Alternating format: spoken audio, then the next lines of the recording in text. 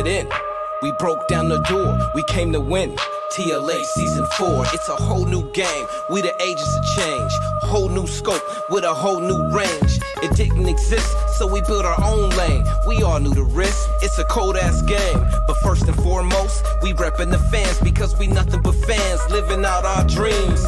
Crossing the pond with these 32 teams. There's only one road and there's only 5 kings. Thank you for visiting 32 Kings Road, hosted by the League Ambassadors.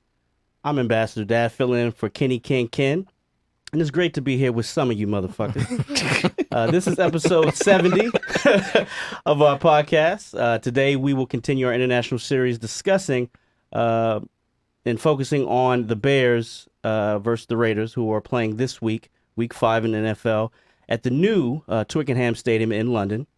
We will continue to talk about the history about those two franchises.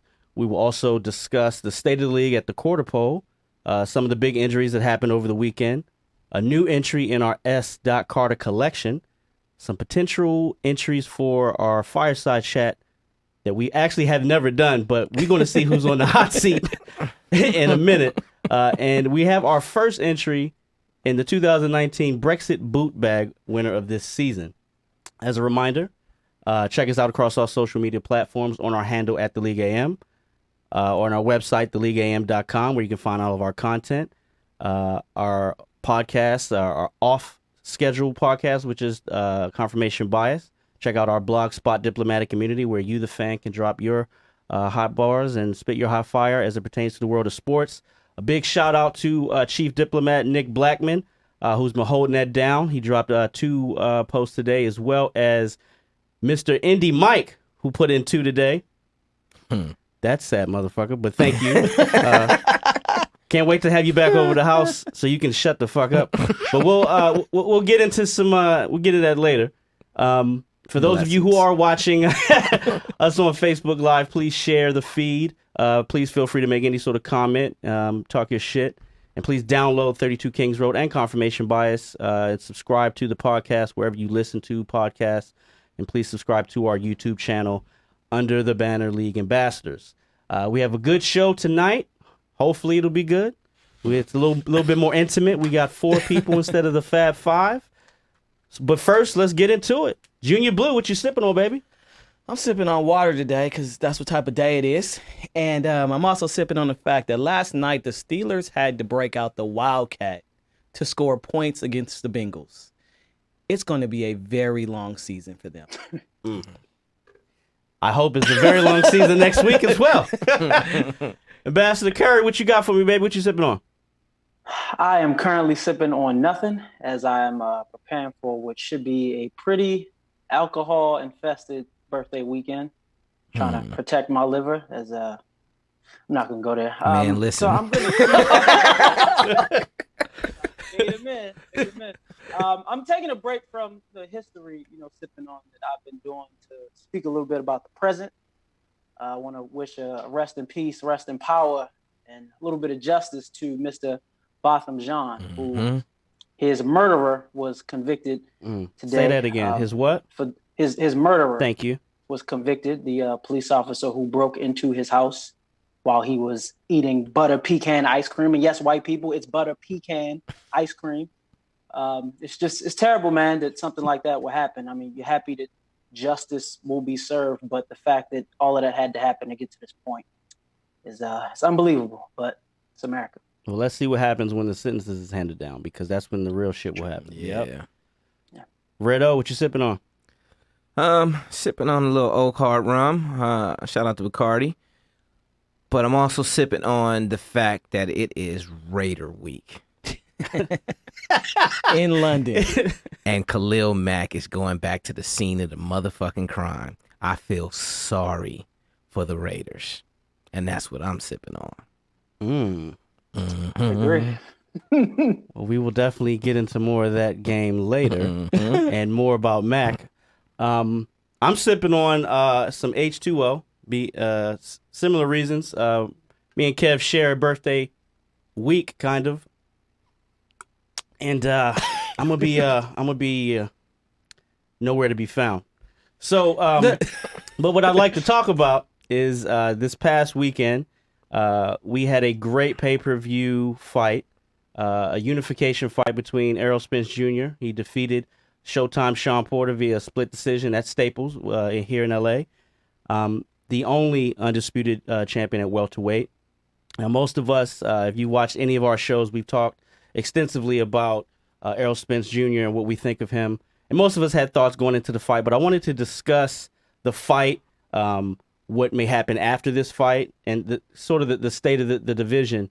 But I'd like to first start with the more casual boxing fan, which is Ambassador Chef Curry, about his thoughts of the fight.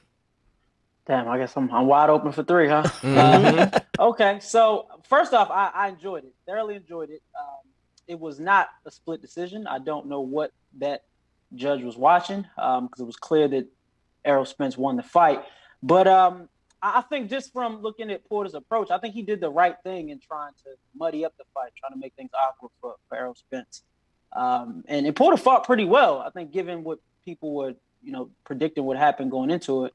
But I also think, to a point Kenyon made early in the week, was that Spence played kind of a dangerous game fighting that style. But for me, I think that is what made it more impressive, that he was able to fight that style, fight an awkward fight, and still be as dominant as he was. It kind of reminds me like let's say if Golden State were to slow down their offense or run things out the post, like that's not their go-to, but if they were to win doing that, or football terms, like if Peyton Manning or Aaron Rodgers were to, all right, come out, our offense is going to run the ball 45 times and still win. Doing something that's out of your repertoire and still succeeding, I think is amazing, and that just goes to show why he's a champ, why he deserves to win.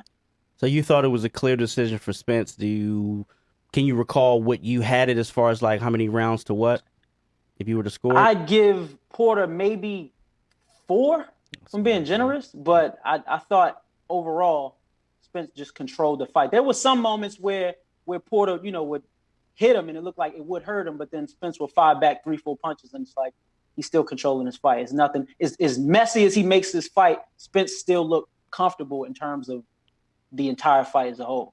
So, Redo, you are someone who watches as much boxing as I do. What are your thoughts and takeaways? No one watches as much boxing as you do. You're right.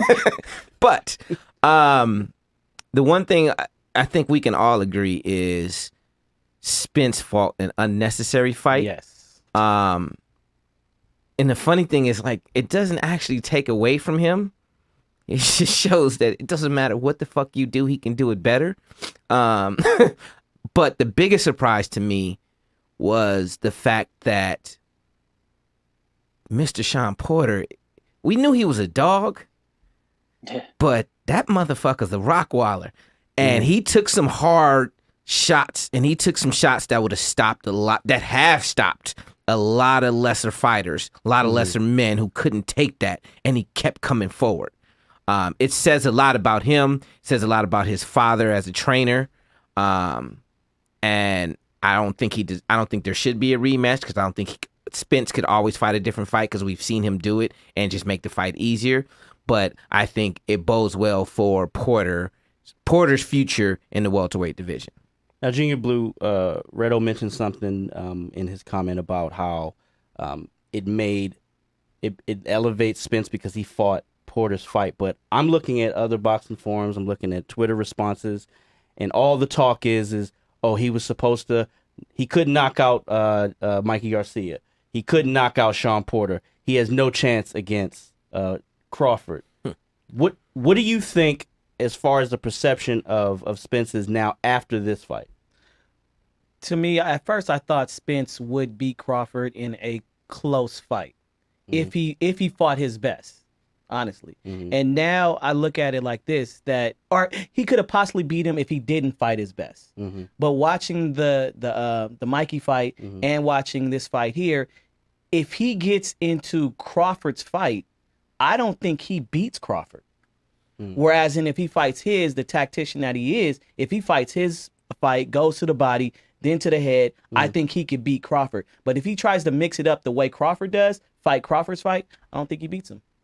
That's an interesting take on it. Me, I think definitely disagree with it. Yeah, I disagree with that in the sense I don't think he would fight that way. I didn't think he would fight Porter that way. I think it was Porter disrespect. I think Yeah, I think he disrespected Porter a little bit. I think he also thought, I'm gonna get Sean up out of here. They've been talking reckless. I'm gonna try to be the first person to knock him out. So he tried to fight that way. But I think he knows the magnitude of the situation. I think he knows that that's a super big pay-per-view fight, and he is going to, fight his fight and not someone else's fight. But now that we've seen this, he has the WBC and the IBF. What happens now? Because right now he has 2 belts. Crawford, as we already mentioned, he has the WBO. Manny Pacquiao has the WBA. Like, how does this shake out? Because we all know everyone but Crawford is on the other side of the fence, and it's almost all but confirmed that Danny Garcia is his next fight in January. I don't want to watch that. Errol Spence. Wait. Whose next fight is in January? Errol Spence and Danny. I thought he was calling out Pacquiao. He was. Does Pacquiao take that fight? Pacquiao wasn't at the fight. Yeah. Which to me, and I'll put this out there, I don't think Manny fights him. I think Manny vacates. I know he wants that Pacquiao fight. He wants it, yeah. I don't think he. He called it out when he was drunk at the I don't after think he party. cares. I don't think he cares about the Danny Garcia fight. I think Danny Garcia cares about fighting Spence. But I think if he had his choice, he would fight Pacquiao. He want to get them belts, and that's the big money fight. Danny Garcia is not a big money fight. I mean, it might be. I think what happens is it's the momentum from him fighting Mikey, where they did 300,000 pay-per-views, and this fight, which did 350, and he already said Sean Porter couldn't sell out a family dinner. So his numbers are steadily going up. It's a great action fight. So now you want to see him again. He's in the public eye. All of his fights are now on pay-per-view. Yeah, I get it. Danny Garcia is not a draw. Spence is a draw. Danny Garcia is not a draw. Spence and Pacquiao is a draw. Spence and Terrence Crawford is a draw. Spence and Danny Garcia is a good fight, but it's not a draw. Let's be honest. We're going to pay for it, and we're going to watch it. But, I think the Pacquiao fight does better numbers. Absolutely. You know what I mean? But I don't think Pacquiao wants that. No, I think he retires. I think we'll probably wind up seeing TC and Arrow late next year, early 2021. Because I think Manny vacates. He doesn't want any of that smoke. Where has Manny said anything about him retiring? They could have made this fight. They could have made that the next fight. They both come off of pay-per-view fights, one in July, one in September. That's the next fight, but Manny it's not has made. not given any indication that he wants to retire. He looked good. He did, but he took a beating. He's taking a lot of beatings. I don't think Manny retires. I think Manny I don't know what's going on, but I don't think he's retiring. He got a belt, and he looked good in his last fight. He could retire anytime. Yeah. It doesn't make sense to me that he retires without taking one more big money fight to take care of the Philippines one more time. It doesn't make sense to me. It may happen, but that's not what makes sense to me. I get you, but I think there's a reason why he wasn't at that fight. And let's just hope that he's a senator. Let's just hope the best fight the best moving forward. So with that being said, let's move into our history segment, Moments in Hand Day. As mentioned in the opening, we are in week 5, and we have our first game in the international series, which is Les's Los Angeles, Oakland, Vegas Raiders versus the Chicago Bears. We also own some land in Irwindale. Forgot about that shit. Earlier in the season, we've already discussed one word to describe both teams. So we wanted to wrap up our discussion this week right before their game. So we wanted to start with 2 of the iconic coaches in the team's history, which is John Madden and Mike Ditka. So the discussion that we want to have today is who you got. They're both icons, and we thought this would be very interesting because we have a Raider fan and a Bears fan. So let's start with the Bears fan. Who you got, sir? I got John Madden. What? Well, I think there's one icon out of the 2. He may be a Chicago icon, but in icon parlance, is there anyone bigger than John Madden? That's a 13.45 word right there. Kenyon's gone, so somebody has to throw it out there. John Madden is for the culture, dog. It's different. But for me, it's a personal thing. If you know me, if you've seen this show once, you know how I feel about privileged assholes who have a platform and use that platform to speak on things that they think is important that ends up damaging people who are in a weaker position. And people forget, but Mike Ditka was one of the first people to speak out against Cap and people kneeling. And, he made a big statement. He had a 7-minute interview. Basically, he said, I haven't seen any oppression in the last 100 years. Like, he said that shit out loud. He said, no, his exact words was, there has been no oppression in the last 100 years that I know of. I don't care who you are, how much money you make. If you don't respect our country, then you shouldn't be in this country playing football. Go to another country and play football. So in my eyes, even though he is the coach of the Bears, that the legendary Super Bowl winning coach, he can eat a bag of dog dick. So we are going to clip this up and let's put that out there for Omar's Bears Twitter. Let's see how they that conversation ends. Well, before we get to what we know should be a win for their side, Kev, who do you have, Ditka or Madden? Well, I completely agree with every single point that Omar made. I don't need to repeat it. I'm on board. I agree. But I do think that just from a football standpoint, Ditka may be he may have the edge in terms of contributions to his individual team, winning the ship as a player and as a coach. But to piggyback off the things that Omar brought up, and I'm going to keep it strictly football, we got some, I guess, would be tweets back in the 60s, 70s of certain things that Ditka did that like just don't necessarily age well. We talked about it pre-show, that, not giving Walter Payton a shot at the goal line in the Super Bowl. We look at his fight with Buddy Ryan, which, if we're going to be real, we're going to buck on this platform.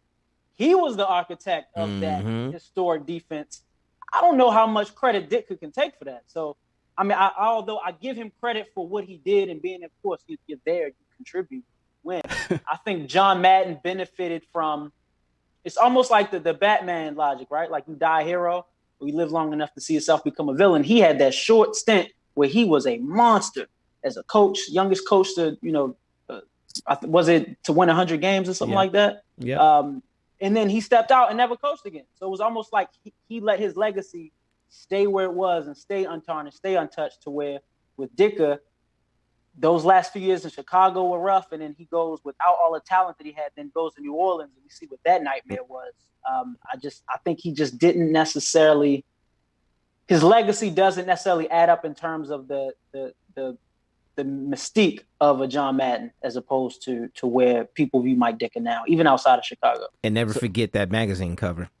Yeah, with Ricky Williams had a dress on. Yeah, Well, he was married to him. Well, this is definitely not what I expected. I didn't think it would be a shit on Mike Ditka for 4 minutes. Junior Blue, can you please save us and give us some high points about who you think won? I assume I know who it is. It's Madden. Okay. I mean, first off, he has a video game for the last 40 years. The video game. But, I mean, you just look at Madden never had a losing record.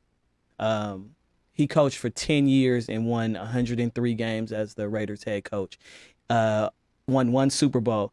And he went to the playoffs 8 times. He won a game in the playoffs 7 years out of the 8 that they went. So they weren't going and getting knocked out in the first round. They was going and winning, having a chance back in those days. And he won 103 games, and it was only 14-game seasons. Right. So, I mean, he was a dominant coach for his time.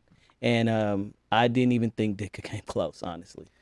Well, and to give John Madden some more love. But I didn't mean to, give that much attention to Mike Ditka. But I mean, look at, to piggyback off of Les, though, he went to he lost 5 AFC Championship games, which is like Andy Reid territory. But just think, every year y'all had a chance to go to or win the Super Bowl. Like, that's worth noting. But the difference between him and Andy Reid is he got one. Yeah. So I mean, I agree. I think it's Madden, but I'd like to, at least give some history about Ditka on this platform. I mean, other than the piles of shit you were just shoveling on top of him. I mean, he is one of the only people to have won a Super Bowl as a player, although it was with Dallas, and a coach. He was also NFL champion, 6-time All-Pro, Rookie of the Year, 75th anniversary team, 2-time Coach of the Year. He also had a pretty decent record, 121-95. but he only had 7 playoff appearances. But I think, as Les said, people know Madden because of the video game. It's the only football game that you're able to play right now. And Monday Night Football. Yeah, I mean, but if you ask Jalen, Right. who's John Madden? Oh, it's the football game. Right. They don't even know he was a coach. Right. So when he eventually passes on, that shit will carry on forever. Right. We may not ever hear about Mike Dick again. Eat a dicker. Whoa. Well, their guys are still dressed. There was That's a the very title of the large. show. Now I get it. Mike, we might be able to make a change. We might be able to make a change. We're calling an audible at the 20-minute mark. Go ahead and change the title of the It took show. a minute, but it came full circle. I will say, when I was at the Bears Skins game, Monday night game last week, there was a section of Bears fans who dressed up, like Mike Dick in the sweater, the mustache. So I think that within Chicago, that legacy will always live. He will always be, one of the faces of that franchise. But again, you asking us to compare him to someone who's almost perfection, who most people don't know is still alive. But like you said, when he does pass, that's the difference. The legacy will almost remain untarnished, assuming nothing comes up. As we can't necessarily say that much for Mike Dick. Right. All right, so let's get into another edition of our S. Carter collection. Junior Blues gonna go ahead and spit some bars for us today. All right, so this verse is dedicated to the winless teams. We're talking about the team in Washington, the Arizona Cardinals, New York Jets, Miami Dolphins, Cincinnati Bengals, and the Denver Broncos. Jay-Z has a song called "History" off of Made in the Game, the soundtrack for the movie. And it goes something like this, and it's going to touch home for any of the fans of those squads. In search of a victory, she keeps eluding me. If only we could be together momentarily. We could make love and make history. Why won't you visit me until she visits me? I'll be stuck with her sister. Her name is Defeat. She gives me agony, so much agony. She brings me so much pain, so much misery. Like missing your last kick and falling to your knees as your crowd screams for the other team. I practiced so hard for this moment, victory don't leave. I know what this means. I'm stuck in this routine. Whole new different day, but the same old things. All I got is dreams, but nobody else could see. Nobody else believes, nobody else but me. Where are you, victory? I need you desperately. Not just for the moment, to make history. Hey, winless teams. Eventually it come, or y'all just keep dreaming. And to just reiterate what that segment is about, we know Sean Jay-Z Carter has a marriage with the NFL, so we have this segment to where we're going to point out things that happen and try to relate it to one of Jigga's verses. So thank you, and hopefully that those terrible teams can find some solace in your words that will resonate. Man, if that song wasn't depressing before, Les's monotone. Yo. I could go listen to that shit and cry. That was great, Les. That was great. All right, so let's get back into our second part of Moments in Hand Egg. So, again, we're going to talk about these two franchises. Actually, we're going to talk about one franchise because we've already talked enough about the Raiders because they were there last year. This year, this is the Bears' first time, I believe, going to London. And this is my favorite history segment that we do where we discuss the all-time greats for all the franchises. So basically what we'll do is we'll go around and we'll say who we feel is on the Bears' Mount Rushmore. Now, most of the time there are a lot of unanimous players. This time we actually only have one, and that's Mr. Walter Payton. Walter Payton is one of the greatest players of all time. It's Omar's favorite players. The reason why Omar loves the Chicago Bears. Omar doesn't want to talk about Walter Payton. So can someone else please shed some light on the great sweetness? Sure, I'll go ahead and take it. Omar's real father.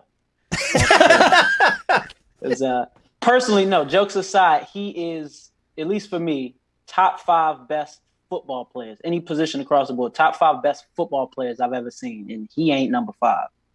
I've never seen a player just have that complete package in terms of just size, speed. He could He could throw the ball. He could catch it coming out the backfield. He could stiff arm you. He could run past you. He could run you over. He embodied what that 85 Bears championship team was.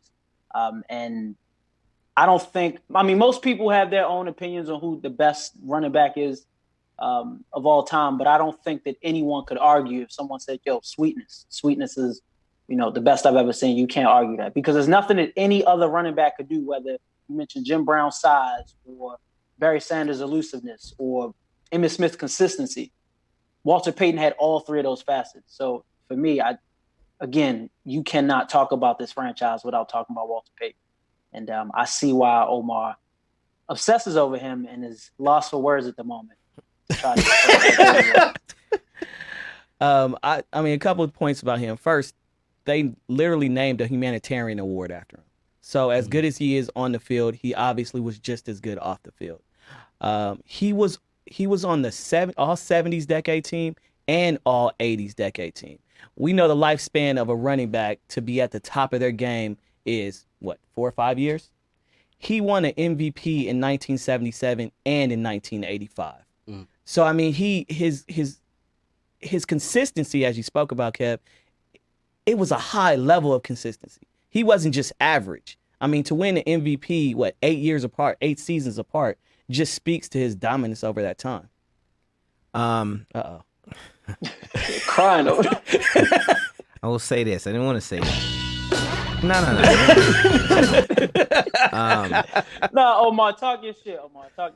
As a child, when I became a fan of the NFL, it was because of him.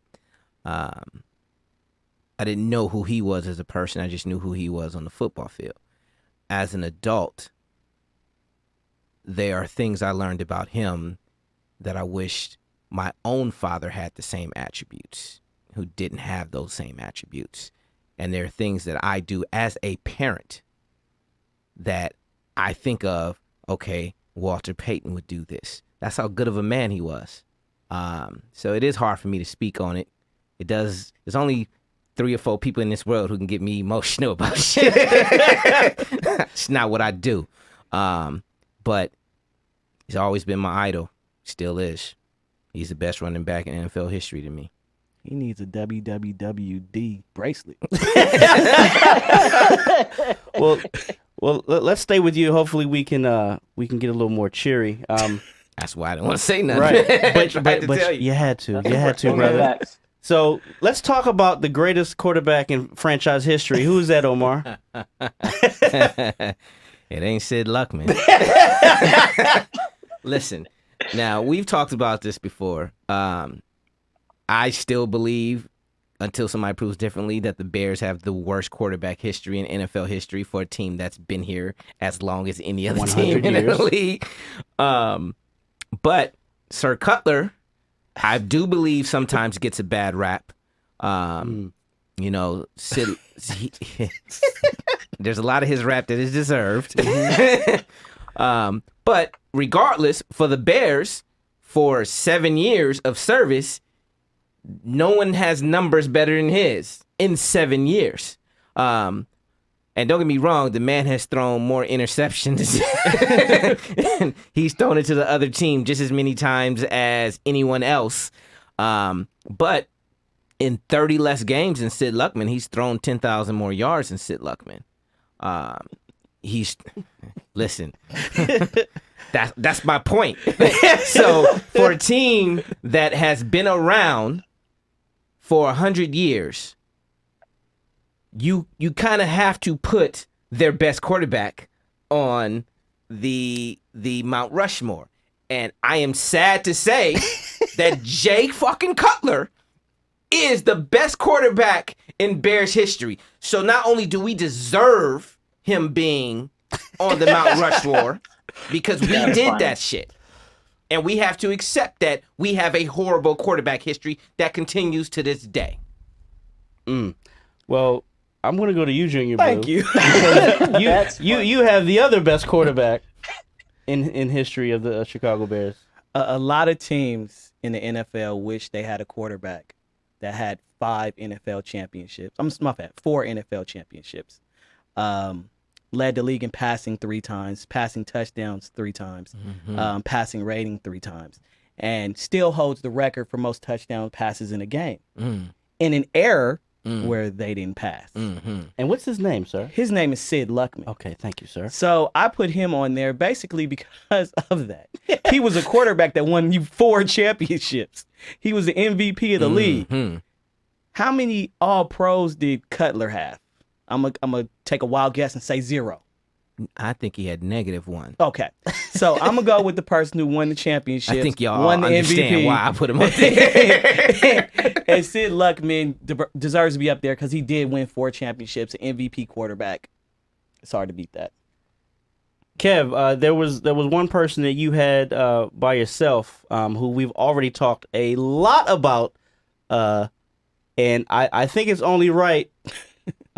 I gave some of his stats in history, but I think you had him on your Mount Rushmore, and that's Mr. Mike Ditka. Why do you have him up there? Privilege. I thought you were gonna say Rex Grossman, but yeah. So There will I be no definitely sexy think- Rexy slander on this show. He did play in the Super Bowl, but I digress. I do think for everything you mentioned earlier, Dev, I mean, you read off his resume, but if we're just looking at who Mike Ditka was as a player, I mean, he revolutionized the tight end position. I think he was the first tight end to ever be inducted into the Hall of Fame. And to win, to mean this much for a franchise playing 2 separate roles, whether it's a player as a coach. And again, as I mentioned before, just what he means is that franchise as a symbol. I don't see how Mike Ditka isn't in everyone's Mount Rushmore. But I mean, if we all raise our hands of who's been to Bear games this year, I guess my opinion comes off pretty young. But no, I think despite our personal opinions of him, he was legendary, man. And I think that 2-time coach of the year, like I said, he got ships coaching and playing. I just think that very few franchises are lucky enough to have someone that means that much to what they were then. And even it may not be very influential.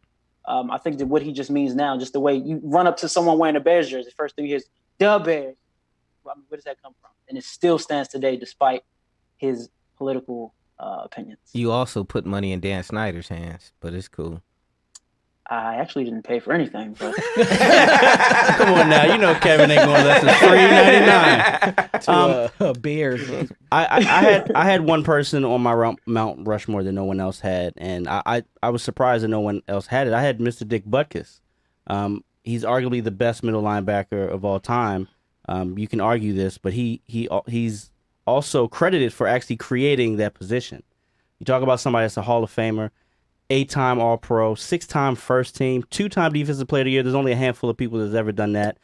Just like Walter Payton, he was on 2 separate all-decade teams, 60s and 70s.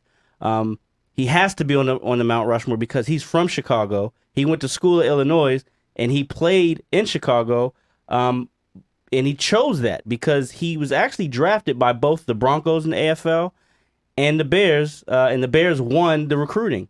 And because he wanted to play at home and he wanted to play for Hallis.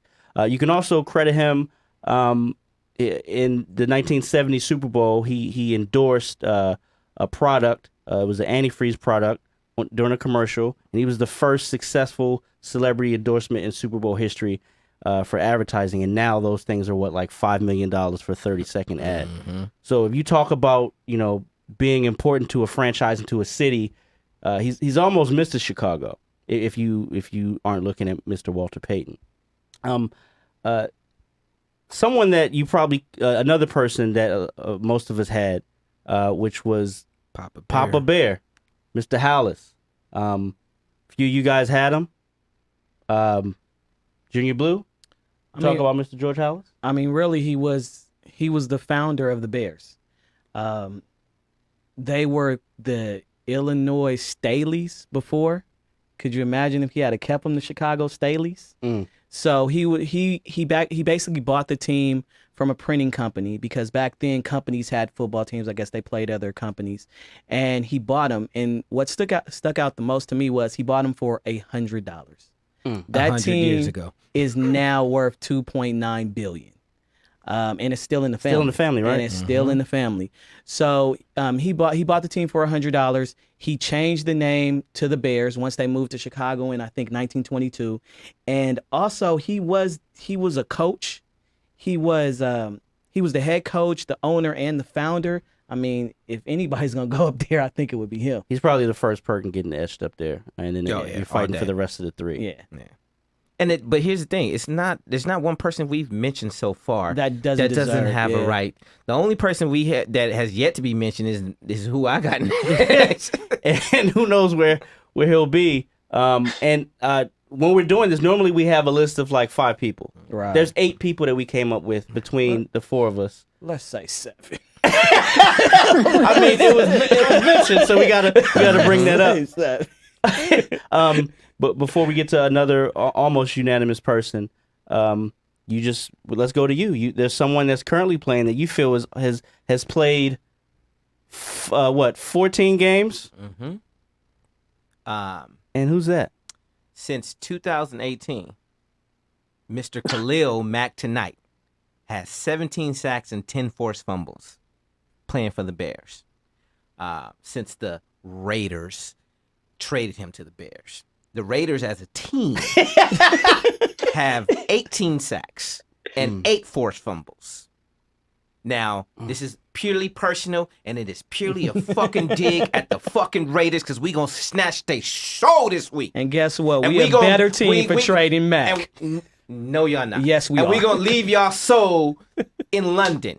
And I will say, qualify with this. If he stays healthy, I truly believe with all my heart that he will finish his career as a Chicago Bear, and he will be a easy inductee to the the Mount Rushmore, if he keeps playing the way he's playing.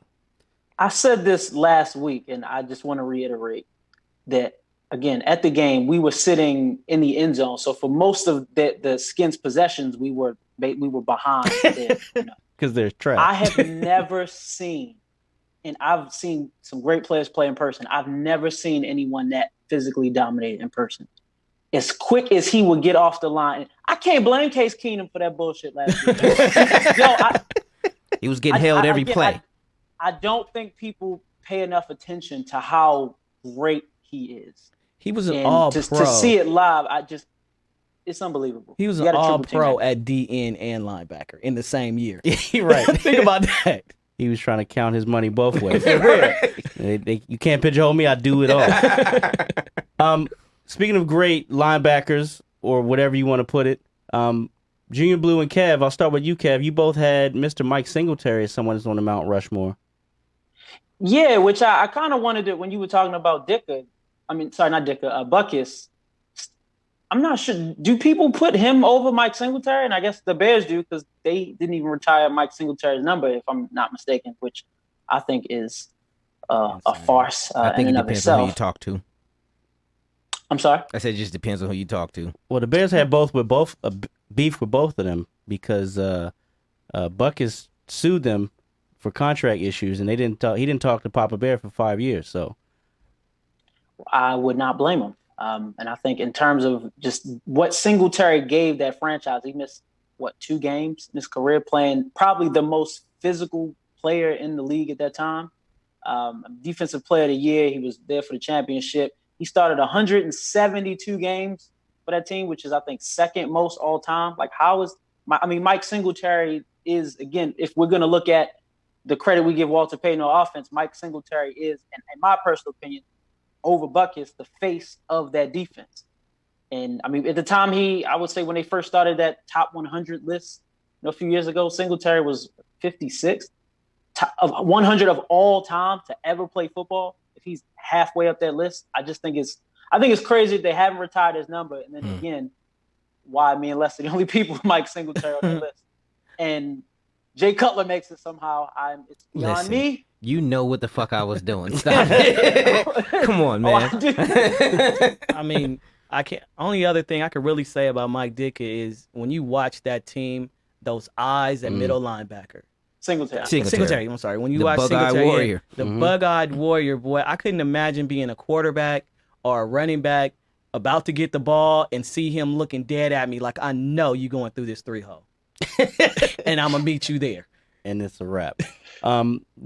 I guess it's 9. I didn't actually count this person, and I'll make it brief because their career was brief. But I think you also, if you're looking at the Bears Mount Rushmore, you have to give some consideration to Gale Sayers.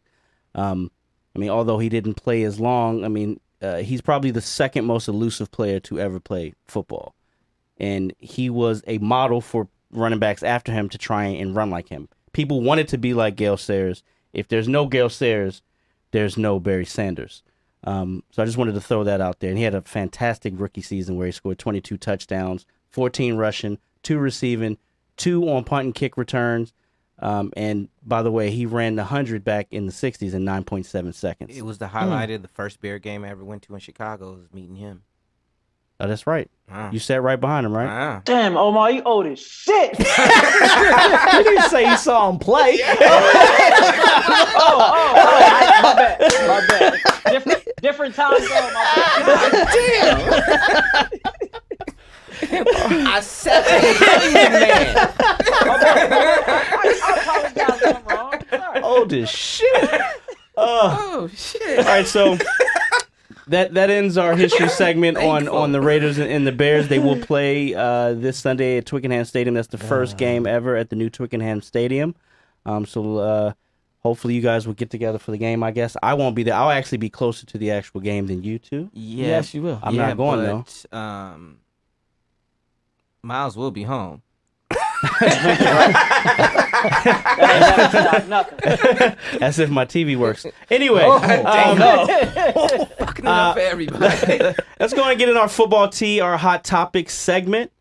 Again, we are at the quarter pole of the NFL season. So we got a few topics to discuss. And right now, which I don't know how many times this has happened, but out of the 32 teams, there are 13 that are at 500. That's 2-2. We have the Browns, the Ravens, the entire AFC South, the Raiders, Chargers, Eagles, Giants, Vikings, Buccaneers, and Panthers. So the question I want to pose to you, let's start with you, Junior Blue. Who is the best 2-2 team right now? I would have to go with the Eagles, mainly because it's really injuries that have dropped those games for them.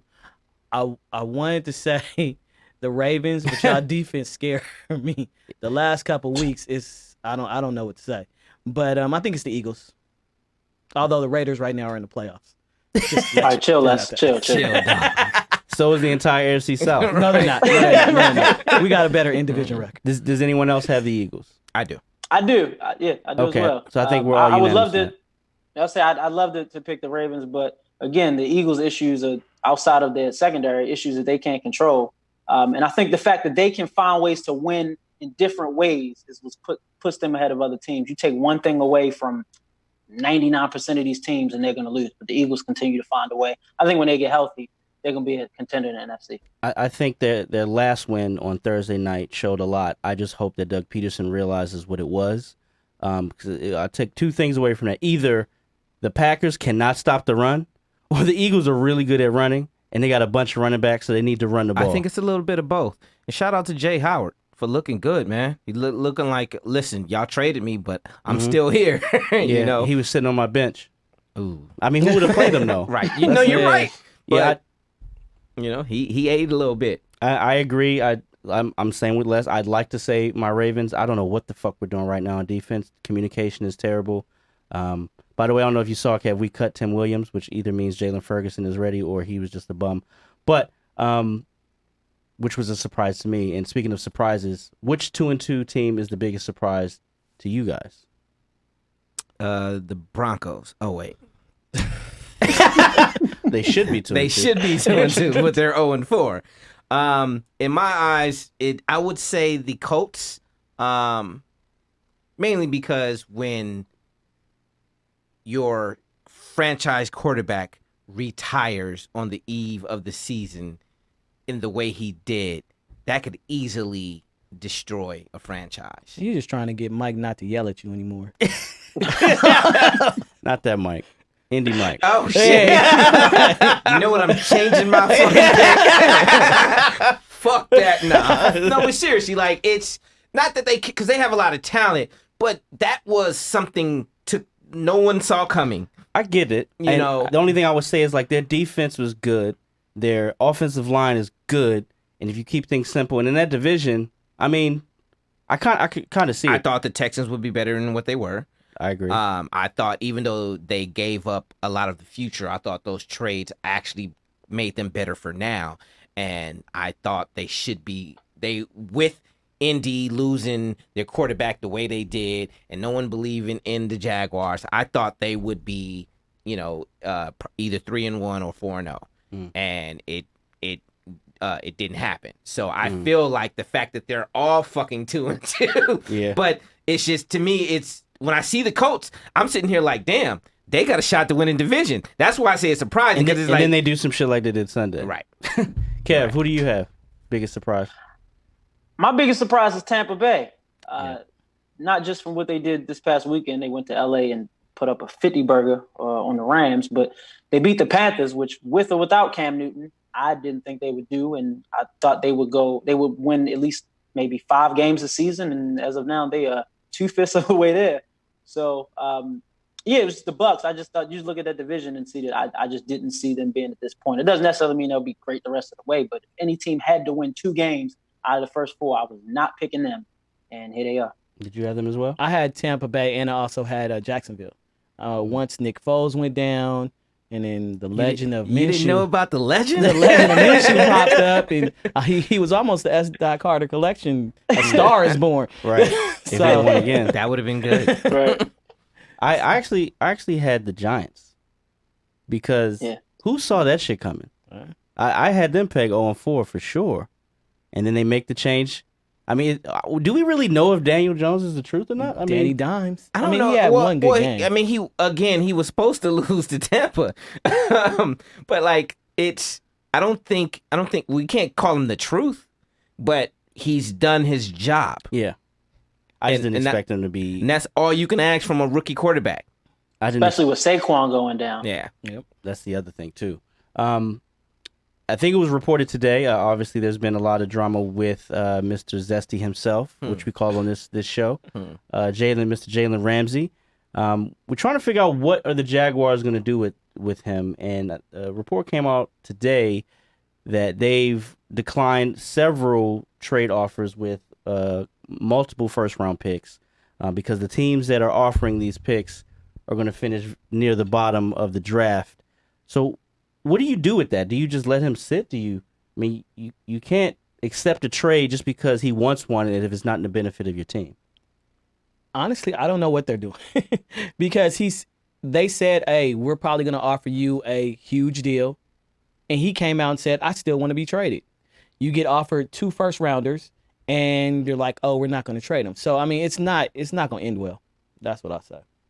But what happens though? Like I think here's part of the problem is a lot of teams again are 2-2.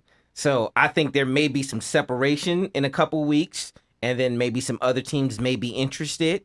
But are we coming up on the deadline? Was it after week 6? Did they change that? That's got to be. I mean, we can. Oh, it's after week 6. Yeah. I mean, we could probably double check that. And maybe they're calling his bluff. Like, listen, you just gonna have to play. Yep. I agree. I would give him the Melvin Gordon treatment. Like, all right, well, you go ahead and sit there. Well, we may have an answer at quarterback, which is really what this team has been looking for. And the pitch is like, yo, we're in first place. Also Technicalities. last place. So, but what's the best case scenario? You get traded, unless, no disrespect, but you get traded to Oakland or Washington where cornerbacks go to die, and we never hear from you again. Like, just hang out, relax a little bit. The division is up for grabs, and like you said, give it a week or 2 weeks. NFL can flip in one play. So I think if I'm Jacksonville, I'm just holding on to him to see how these things pan out. And if after a few weeks we 4-2, and we got a chance to win this division, because somebody win 9 games is gonna win this division, I think you keep him around and see if he has a change of heart.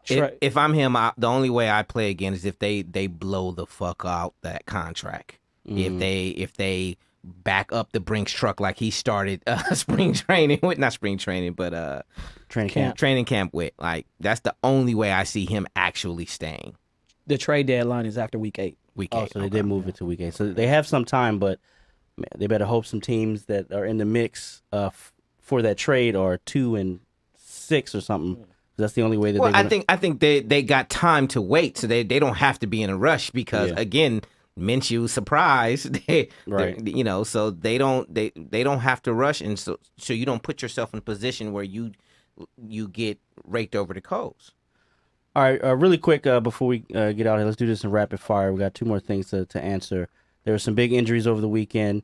We got Money Mitch, Nick Chubb, and Tyron Smith. What's the biggest injury? I got Tyron Smith because they play Green Bay next week, and it's a battle of 3-1s, both of them coming off losses. I agree because of the record of the Broncos, and it seems like y'all were able to get it done with the perennial backup, Mr. Chase. Mr. $34 million for 5 games. And plus, it looked like he's only going to be out one game. Right. Yeah, Kev? so. Yeah, I agree. I went with Smith because the fate of the other two teams doesn't change with or without those guys. But with him, the entire Cowboys offense is different. Right. So, Mr. Jay Gruden and Dan Quinn, their teams are fucking terrible. Very disappointing what Atlanta's doing. In our preseason show, I picked them to be a sleeper to get into the playoffs. Boy, do I have egg on my face. Who's on the hot seat? Is it both, one, or none? Well, they're both on the hot seat. Both scorching. The thing is, like, it's same time, man, same time. But here's the thing. And I hate to even say this out loud, if Dan Snyder was smart, at the very least, he wouldn't do anything till the end of the season, which in the past he's done. He's waited to the end of the season before he's gotten rid of coaches. But you just start Haskins. This is he is going to have, if you fire Gruden now, this is the man who's supposed to guide him at the very least through this seat to get his development. So who are you going to bring in to guide his development, which we know is important for young quarterbacks. So at the very least, you got to give this man to the end of the season. Right. So those points, though, is why I think Gruden's seat is the hottest, because I think he's more likely to get fired in the middle of the season. And I don't know what it is with me and Dan don't fire people in the middle of the season. I don't know what it is with me and black quarterbacks, but I text Devin at 1:07 on Sunday and said, "Yo, Haskins is coming." and he came in 20 minutes later. But Kev, go ahead. To that point though, I think it's Quinn because you have the talent, the quarterback that's been an NFL MVP. You paid Julio, and they're awful. They are, but I think that they're in a situation where they may, like you said, they could get hot because they have the talent. If they don't make a push to the playoffs by the end of the season, he has to be fired. I thought he should have been fired 2 years ago. But I think that Gruden's more likely to go next week. They're both getting fired. So who's getting fired first? Yeah, first, right. All right, so let's get into our Brexit Bootbag segment. Mr. Red O is going to handle that for us. Who is it today? Mr. Vontaze Burfict. Oakland Raiders linebacker Vontaze Burfict has been suspended for the rest of the 2019 season for his helmet-to-helmet hit Sunday on Indianapolis Colts tight end Jack Doyle. Sound like a coat. Burfict was ejected in the second quarter of the Raiders' 31-24 win. You know, they're not going to get a lot of those. He was initially right now. So. Right. He was initially flagged for hitting Doyle in the head across the middle, but after officials conferred, Burfict was thrown the fuck out of there. The league issued a statement saying he would not be paid during the suspension, which covers the postseason as well. They cited his repeated violations of unnecessary roughness, and he was told, in the future, we will use your pass against you. And he did it anyway. And as they said, there were no mitigating circumstances on this play. Your contact was unnecessary, flagrant, and should have been avoided. For your actions, you were penalized and disqualified from the game. And for that reason, he is the Brexit Bootbag Award winner. Golf clap for that motherfucker. How is Mr. Antonio Brown not won this award this year? Well, because he's won others. I mean, a clean sweep. He's the all-time winner for this season. Okay. But I think Vontaze is the most penalized player in NFL history. Isn't it like over $500,000 or something I think like that? In game checks, it's like $5 million. Oh, And Vontez DeLeon Burfict Jr., which means there are 2 of these crazy motherfuckers. All Running right. around. Jesus, man. coming All right. back to Inglewood. Right. You're right. Where are you from? Oh, never mind. Let's not do that. All right. No snitching. Set tripping. All right, so let's talk about some of the games this week. And Mike, go ahead and put up the picks that we have going on this. Hey, like, man, and who's Mike, in the lead? Okay. I see a lot of people close, and then Oh. even Mike pointed out like this is the closest I've ever seen you guys because Omar's That's 'cause record is normally Omar's- 22 and Yeah, 40. exactly. Listen, I'm gonna ride this wave while I got it. I tell you what, Junior Blue made a big jump this week. I think he went 11 and 4, did. and he tied it up with the 2 in the middle. There's 3 in the middle. I'm in second place. You know, I had a bad week, but you know, whatever. So we got some interesting games this week. Let's first talk about the Rams versus Seahawks. We're going to the NFC West. Who you guys got? I got the Rams. I think they bounce back. They're playing in Seattle. Yep. And you got them, Kevron?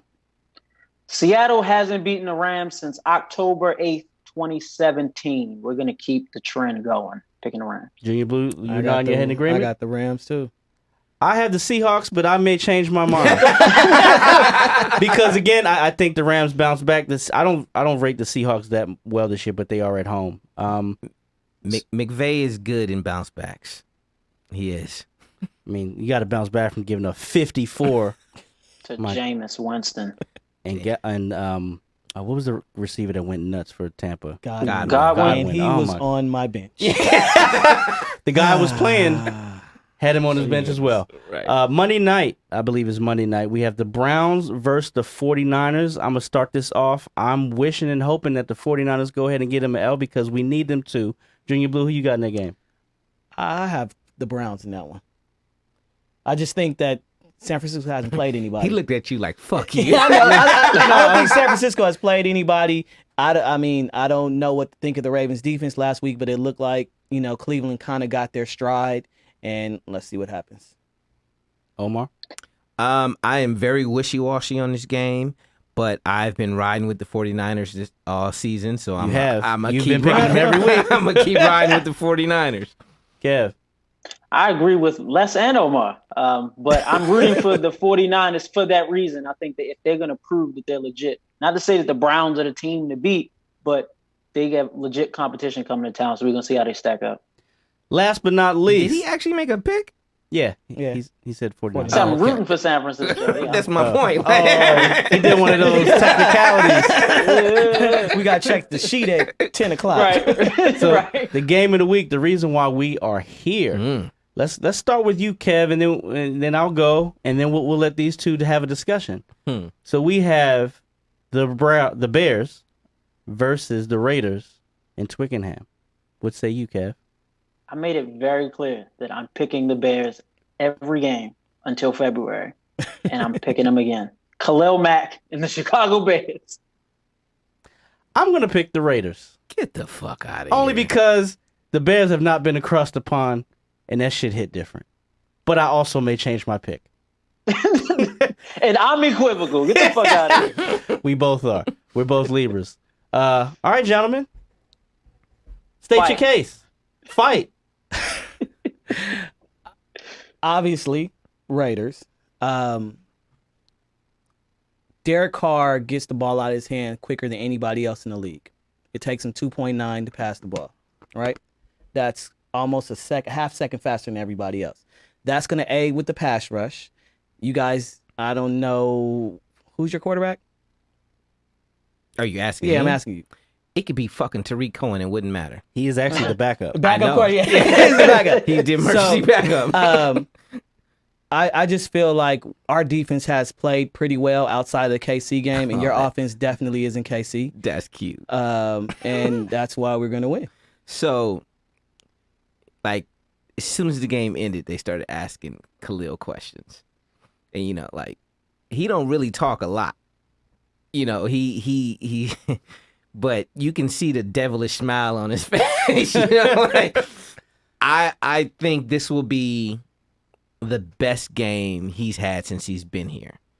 And I think he will single-handedly destroy their confidence. You don't think he'll be too hype? Nah, because he's a fucking professional. He didn't have an offseason. He came in and destroyed Green Bay's season in one game. We lost the game, but he ended their season. Like, he's a professional. And when he's motivated, he's unstoppable. Also, Les is over there talking about their defense. It's fucking laughable. We talk about defenses. You gonna let him talk to you like that, Les? We turned Are you Dalvin talking Cook about your offense? We turned Dalvin Cook into a meme. He's on the bench looking like I don't know what the hell happened. Y'all won't be able to get a fucking yard.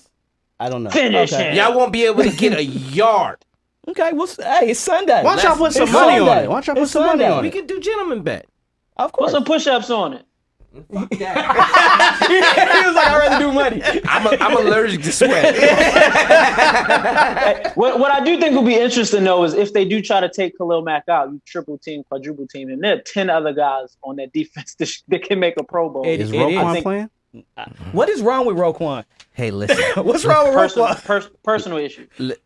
Here's one thing I will say. I don't fucking know, but one thing I love about this team and the culture that Nagy and Pace has built is they are all for one brand Nubian. Like, people have asked questions, and they're like, nah, we ain't speaking about it. That's our boy. He good. He been in the building. So they have we don't know. And we have exactly what they're saying. We have no idea. detectives in like trying to figure it out. But it's personal reasons.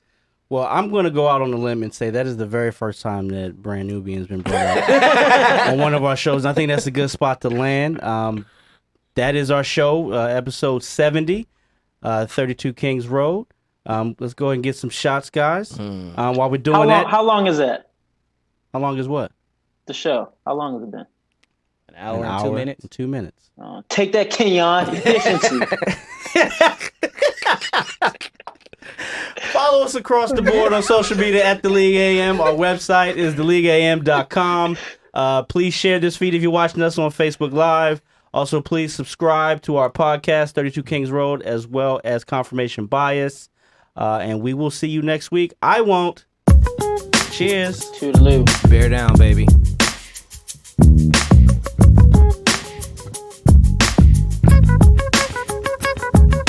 We busted in, we broke down the door, we came to win. TLA season 4, it's a whole new game. We the agents of change, whole new scope with a whole new range. It didn't exist, so we built our own lane. We all knew the risk, it's a cold ass game. But first and foremost, we reppin' the fans because we nothing but fans living out our dreams. Crossing the pond with these 32 teams. There's only one road and there's only 5 kings.